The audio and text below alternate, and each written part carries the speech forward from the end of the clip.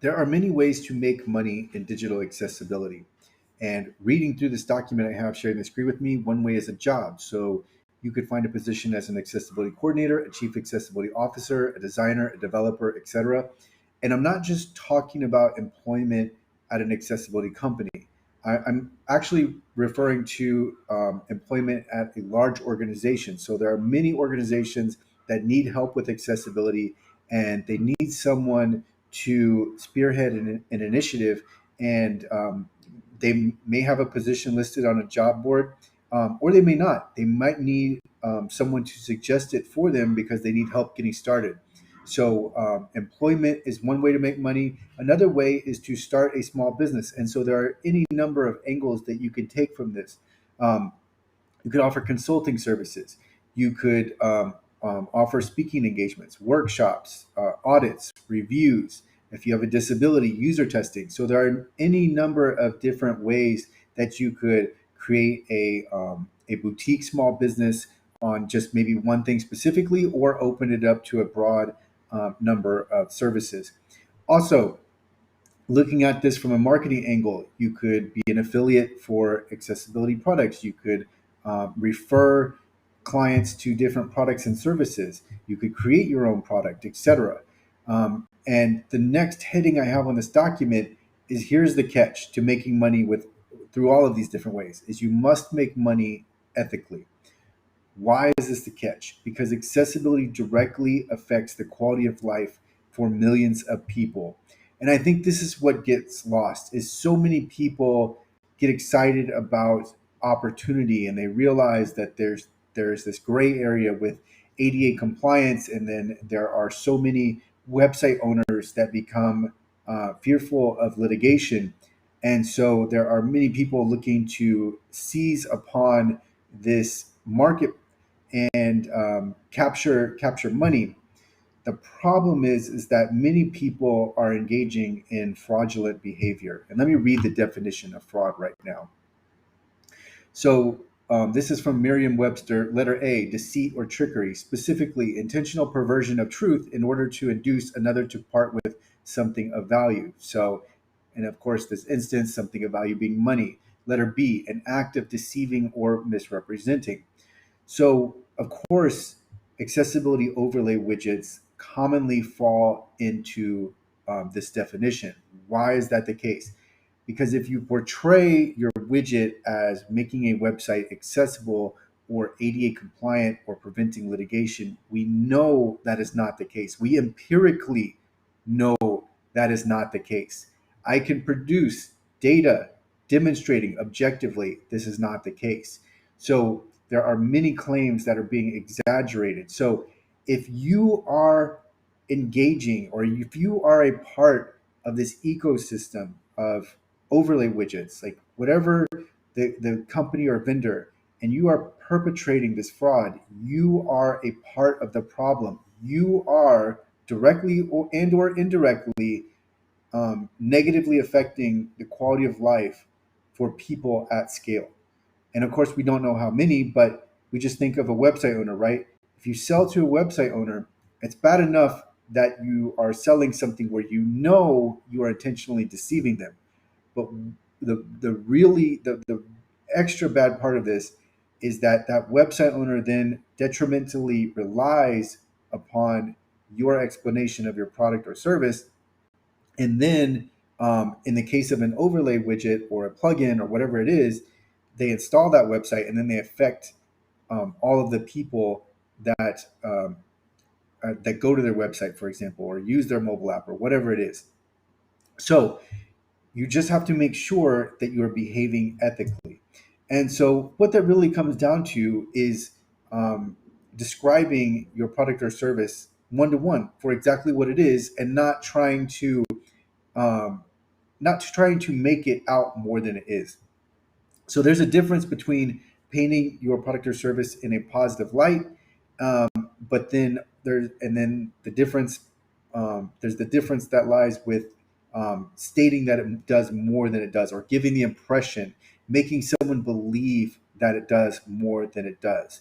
So when you say words like solution, or you the only product you'll ever need, etc., then you're overstating it. So you want to stay away from that. And I'll give you another example besides overlays.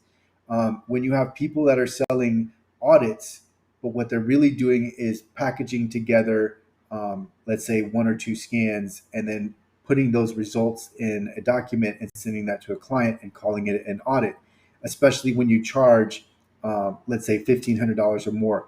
That is also fraud, because if the client were to know that you are taking something that you got for free and produced in a minute, and then you are reselling it like that, that's not an arbitrage situation. That's a situation where you are selling something where you are portraying it to be something more in depth. An audit is a formal evaluation, and it involves, of course, um, um, significant manual work. So if you are selling an audit but repackaging a scan, you are engaged in fraud.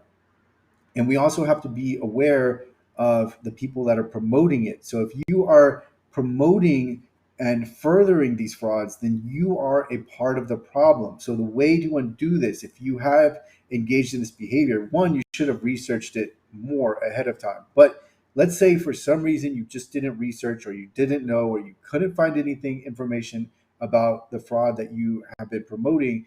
The way to undo that is to let as many people know what happened and how you were promoting this fraud, but now you have uncovered additional information, and now you are making sure that everyone possible knows. Because we can go onto YouTube, we can search Google, and we can find any number of frauds. It's very easy, and marketers are they've really done a disservice because they have been promoting overlay widgets um, at length, and just over and over again extolling the fake virtues of these overlay widgets. Now, overlay widgets in and of themselves don't necessarily have to be a negative, right? It can just be something where, hey, I'm tacking this onto my website. I understand that it doesn't make my website ADA compliant. I understand that it doesn't make my website accessible. I understand that it won't prevent litigation, but I just really want to have this widget on my website because it has some options, or I want to install this toolbar because it has some options. There's nothing inherently wrong with that as long as the toolbar or the widget doesn't introduce accessibility issues. What is wrong is when you portray that widget or plugin, etc., in a light where you are making it out to be more than it is, or leading the customer to believe it is more than it is. And there is a lot of wordsmithing that goes on in this industry, and there's a lot of smoothing over in the name of profitability. And so if you are to make money in digital accessibility, that's what you need to stay away from. Because again, the only reason I'm saying this is because it harms people. It directly and indirectly harms people, and especially at scale. So um, when you have these YouTubers that are putting out videos and they're completely ignorant of what they are recommending, it is harming people. And if you keep the video up, when you know better, that's when you're engaging in unethical behavior, because then you know better. At least at the beginning, if you didn't know any better, well, then at least you were just ignorant, and then you can delete the video, put up a replacement video, state why you were wrong, do any of the following, and then change course. But if you continue to leave that video up, you are doubling down on that video and doubling down on promoting an overlay widget, which is negatively affecting so many people, and doing so at scale. So that's why there's so much scrutiny around overlays, and the criticism is warranted. And that's why there's just so many people speaking out against them, because they recognize the harm being done. This is not the traditional caveat emptor in business, where, let's say you're buying a car, you go to the car dealership knowing that they're going to try to sell you insurance that you don't need. This is not that. This is something else, because you're really negatively impacting a lot of different people, and people with disabilities are a demographic that has already been marginalized. And when you engage in unethical behavior within digital accessibility, you're taking a movement energy towards accessibility, and you are diverting it, and that is especially bad.